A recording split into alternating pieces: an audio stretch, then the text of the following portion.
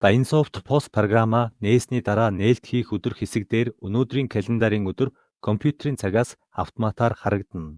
Хэрвээ гарч ирсэн өдөр нь календарын огнооноос ялгаатай байгаа бол компьютерийнхоо цагийг зөв тохируулаад програмаа хаагаад дахин нээгээрэй. Нээлт хийх өдрийг гараар сонгон хийх боломжтой боловч зайлшгүй шаардлагатай үед сольдог.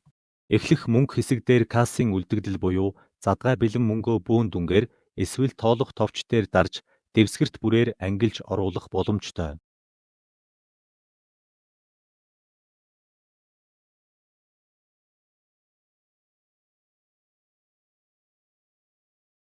Програмд нэвтэрч буй ажилтан өөрийн нэвтрэх нууц үгээ хийгээд нэвтрэх товчийг дарснаар өдрийн нээлт хийнэ.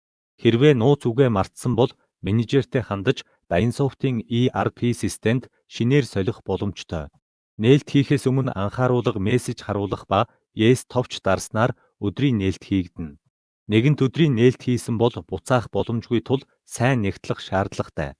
Нээлт хийсний дараа програмд захиалга борлуулалтаа нэмнэ. Өдрийн дундуур програмаа төгжиж гараад дахин нэвтрэх тог тасрах зэрэг компьютер унтраад дахин ассан ч нээлт хийсэн өдрөөр нэвтэрдэг. Зөвхөн өдрийн хаалт хийсний дараа дараагийн өдрөөр дахин нээлт хийх боломжтой болдог.